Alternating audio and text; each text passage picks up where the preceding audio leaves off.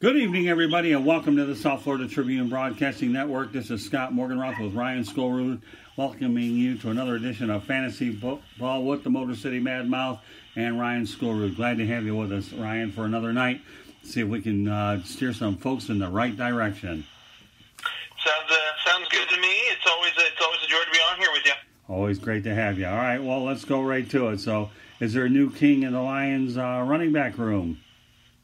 Well, there's speculation that it could be Bo Scarborough. There's a lot of people kind of advocating for him, especially with how well he performed in this last game against the Cowboys. What was interesting is the fact that he actually got the start after just being pulled up off of the practice squad the day before.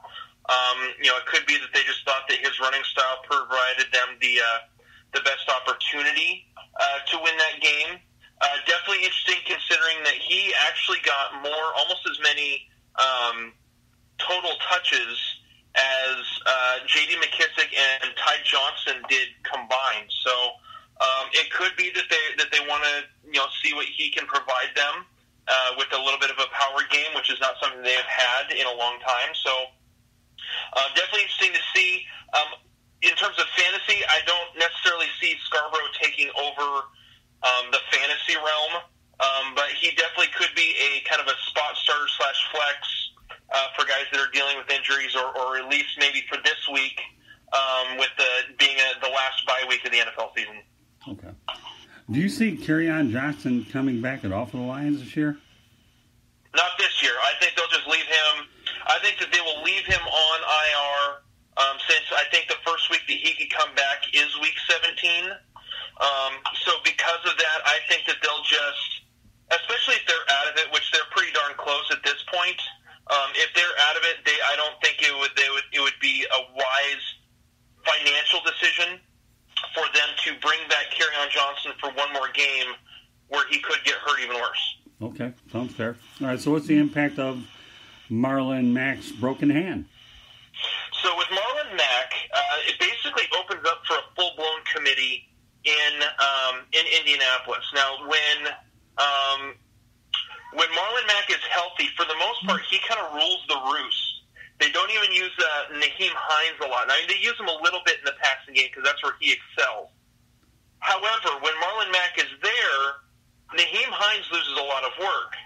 When Marlon Mack is gone, you may remember last year that Nyheim Hines through like the first 6 or 7 weeks of the season, while Marlon Mack was out, Nyheim Hines was a top 15 running back in PPR, again, because of his pass-catching prowess and the way that they were using him that way. So because of that, Nyheim Hines has some fantasy value, especially in PPR leagues. Going to the other running backs, we're not sure if Jordan Wilkins is going to be playing this week. He's coming back, I believe, off of a knee injury, so we have to wait and see how healthy he is. But in terms of that, Jonathan Williams performed very, very well even before Marlon Mack got injured and got pulled from that game. Finished that game with, I want to say, 14 carries for 115 yards and a touchdown, or right around those stats.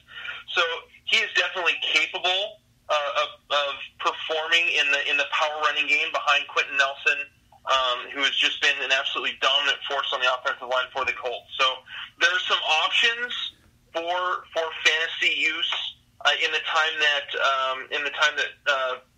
Marlon Mack misses. It just kind of more depends on what your league type is and what exactly you need in order to or for your specific fantasy roster. Very good. Okay, what about Jacob Hollister? You say he needs to be around, owned in all fantasy leagues?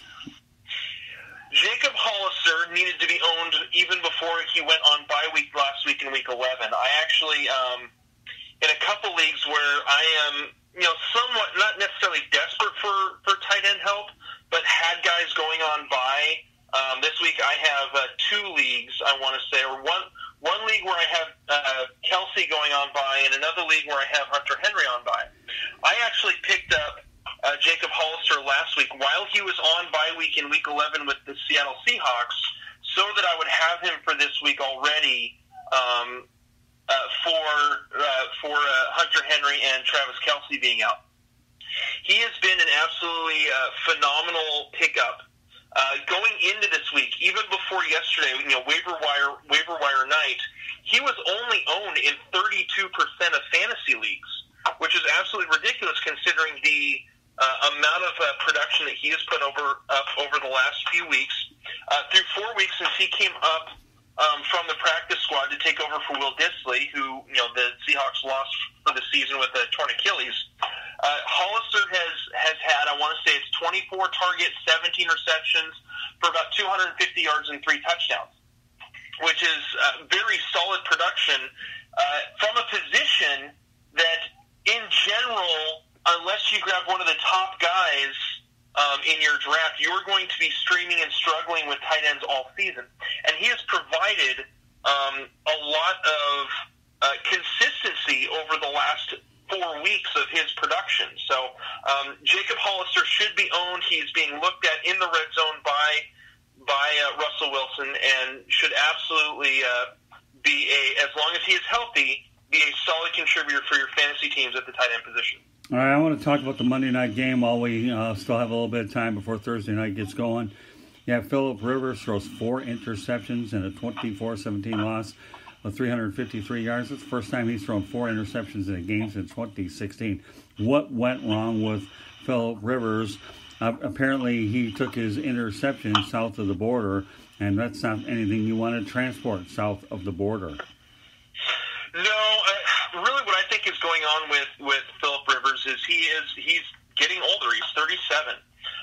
You even look at Tom Brady. Tom Brady's in his 40s now, but Tom Brady doesn't have the arm strength that he used to, and that's becoming very evident this season.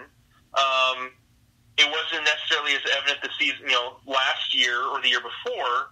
2 years ago when he ended up winning the MVP award. So. Rivers is definitely losing some arm strength. I think that's becoming evident to everyone around the league.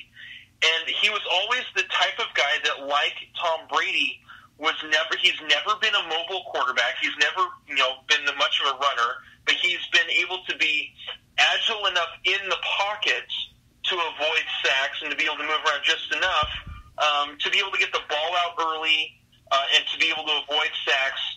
That is not happening right now. I don't know whether he just doesn't trust his arm strength to make some throws. But I think that with some of the injuries that they've had on the offensive line, I think that he may be hesitating just a little bit, preparing in a way to get hit. And because of that, I think that he may be hesitating just enough where his arm strength can't make up for that hesitation anymore. And it's causing throws to be late. To be underthrown, and due to that, the ball's getting intercepted. Okay. All right, Rams are expecting Brandin-Cooks to return from concussion on Sunday. Good move, bad move? Everything I've seen is that he's going to be ready to go. And if since the whole mystery behind what's going on with Robert Woods and some personal issues off the field. That he has been inactive and taken care of over since I want to say Saturday. Brandin-Cooks is, I think, it's a good move. I think it may help a little bit in terms of the Rams' offense. They have really struggled to really get a whole lot going, especially deep into a team's defensive secondary. Brandin-Cooks provides that kind of threat.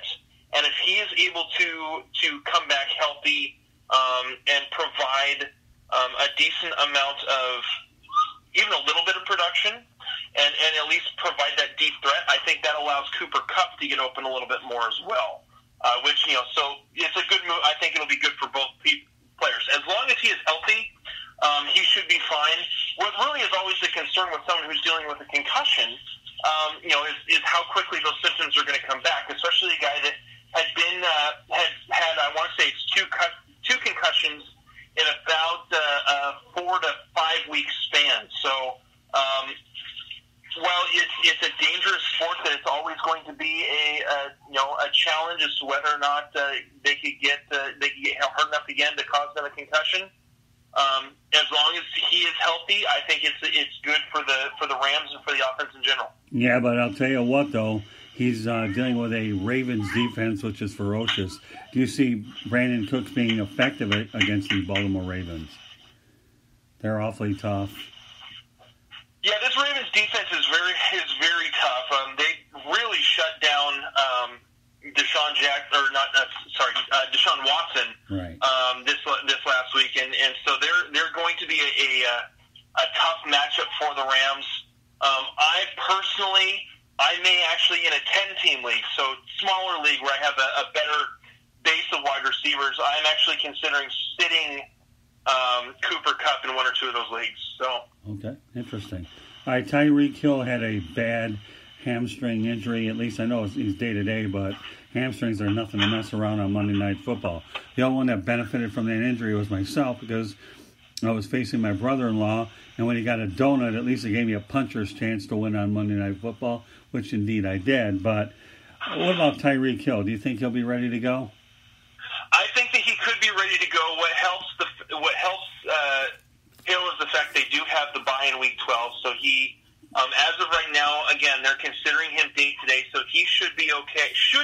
They're hoping that he will be fine for the Week 13 matchup they've got coming up. So, as of right now, there isn't really a need to worry too much.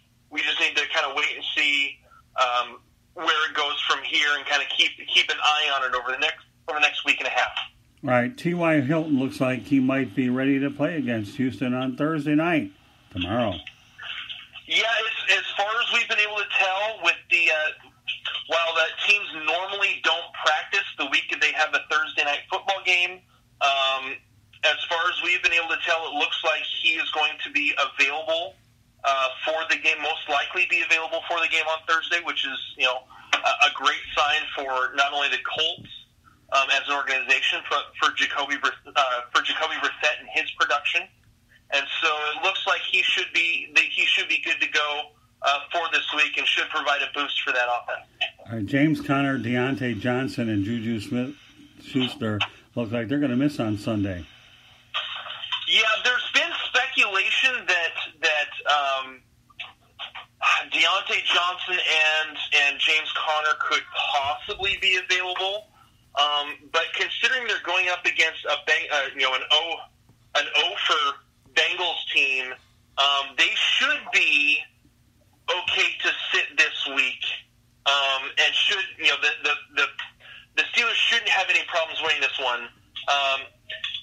Juju is dealing not only with the concussion that he received in that game, but he is also dealing with a knee injury that he suffered on that same play. He kind of got twisted up after getting hit in the head. So, as far as we know for now, they should be okay. Connor, they should be okay for the week after, but as far as we know for right now, I think it would be to the detriment of the Steelers for them to rush any of those guys back. All right, the Browns activated David Njoku from injured reserve. I don't know how well I did on the pronunciation, but David N. anyways, from injured reserve. How effective is he going to be? David Njoku, well, what he suffered, he suffered a broken wrist, I want to say in week 2, but he was very heavily targeted in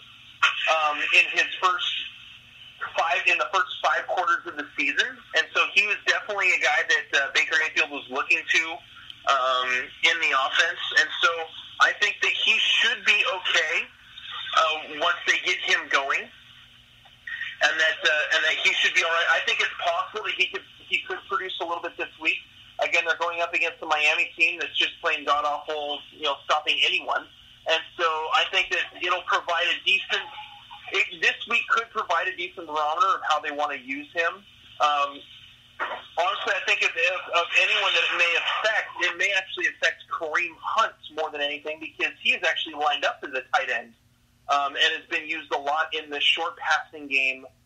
That's really been where he has excelled the last 2 games. He's actually received, I want to say, the third or fourth most amount of targets on the Browns over the last 2 weeks. I want to say Odell Beckham Jr. has had 22, Landry has had 17, and Kareem Hunt has had 17.